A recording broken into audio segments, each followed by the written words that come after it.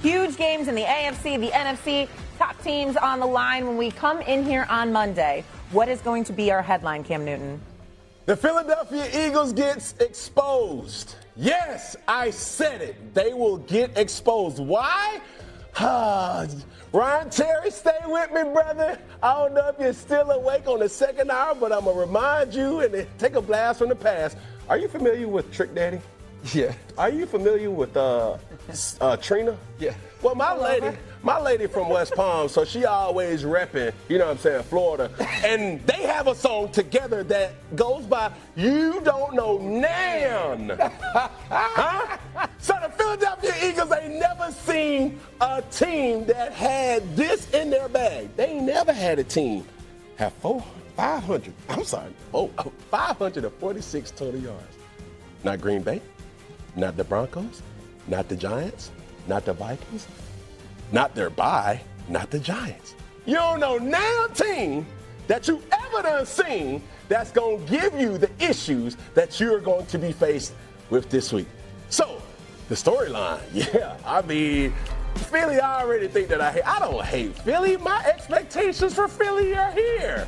But they found a way to come down here. I'm just saying, now you got a team that is explosive. 4th of July, fireworks. End of the year, fireworks. Exposing the Philadelphia Eagles, because now you got to put up points. And we can't be grab bagging and reaching for everything else. Now we have to really see what you're capable of. Exposing is why I say. Where you from, Cam? Atlanta. You know who Bone Crusher is? Yep. What'd he say? We ain't never scared. That's what the Eagles. You think the Eagles care? I like where you Right? You think the Eagles care that they put up 500 yards? The Chiefs ain't care. The Packers ain't care. The Vikings ain't care last time they went to Detroit with J.J. McCarthy. Okay. So you think that Jalen Hurts gonna walk in and he gonna care? You think that Cooper DeJean, Quinyon Mitchell, now you add Jalen Phillips, N'Kobe Dean. You think that all these boys, Zach Bond, all these Super Bowl champions are gonna care when they walk into Detroit? Nah, this is the type of smoke that they like. They love when the other team is the team that's favored. They love when the other team is the team that's riding high. But all you gotta do, you know how you get the film. See, now they got the film. You don't even have to get it on DVD, so it ain't the last 4 games. You get the whole season. You get to see what Brian Flores' defense did. You get to make sure that Jahmyr Gibbs stays in the block and he's not allowed to get out in the pass route, because that's what they did. They blitzed him up the middle. You get to put the pressure on Jared Goff and understand what that is. Oh, and if you watch any red zone tape, you understand. All you need to do is run man beaters. Even Deebo Samuel had the rub route in the corner with Marcus Mariota. So they are not scared about what they're going to see. They understand rising to the occasion. And they got the one quarterback that truly is all about winning. That ain't going to be the headline. They won't be exposed. They will not. I don't think they're going to be exposed either, personally.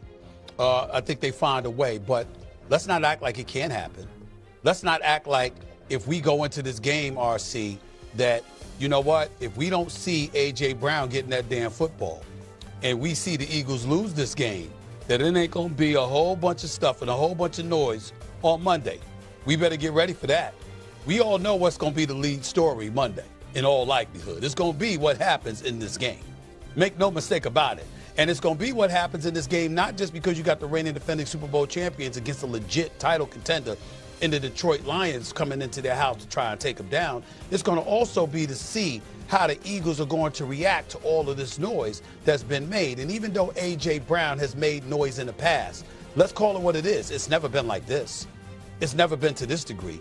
It's never been to him looking into the camera and saying the things that he just said just a few days ago. It's never been with him saying, what you're seeing from us is unacceptable. That ain't going to get it done.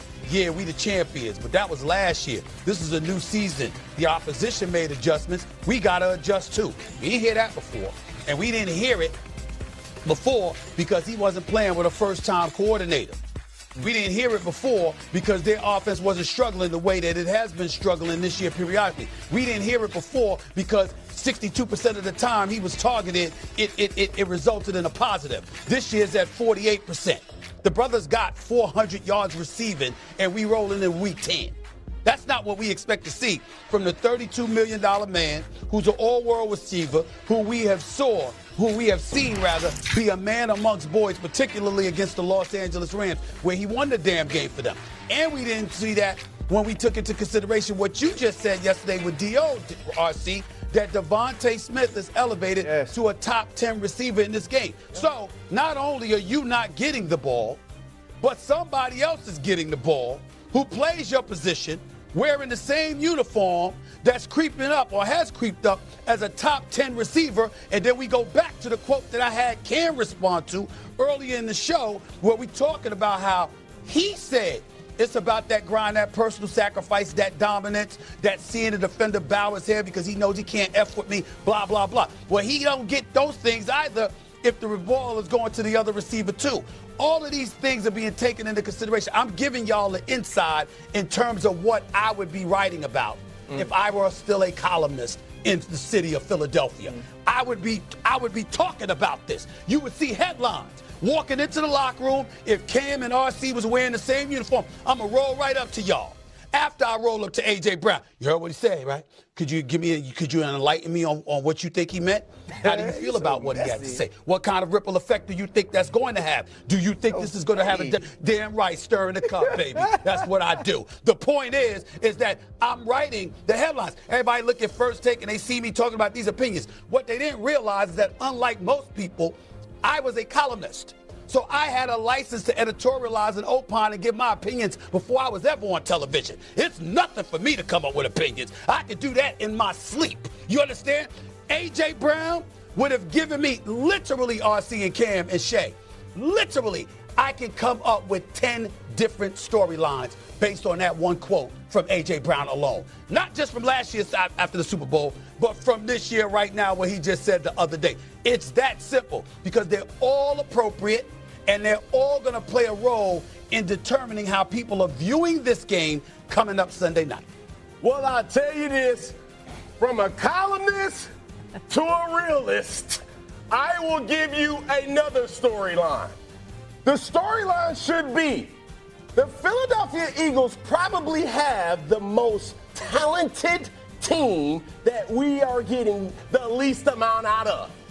You have a Super Bowl winning quarterback that has the opportunity to be an MVP candidate, but he's not. We've seen Saquon be an MVP candidate. We've seen the dominance of A.J. Brown.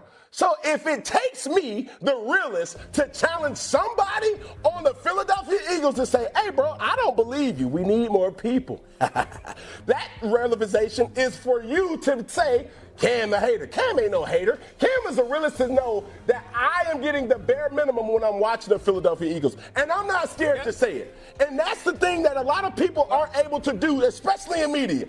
I'm going to choose a side.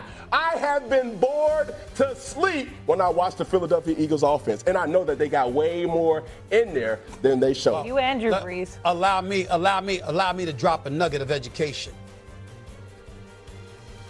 I was a realist. That's how I became a columnist. Oh. If I wasn't real, it wouldn't have happened. So let's be very, very clear. When you walk in, you have an obligation to listen to both sides. What'll make me a fair-minded individual is that I contextualize properly. I don't sit up there and act like I know what I don't know. I go to the experts that do. I walk inside the locker room. I talk to you directly. I hear what you have to say. You talk to the coach. You talk to your teammates. You get a perspective to make sure that it is as accurate as it can be. And then you deduce from those conversations, from that intel, from that information, because there's always people in every single organization that sing. Don't act like y'all don't know this. Y'all notice this players. It could be other players. It could be coaches. It could be the head coach. It could be the GM. It could be an owner. There are always people who are singing in every organization.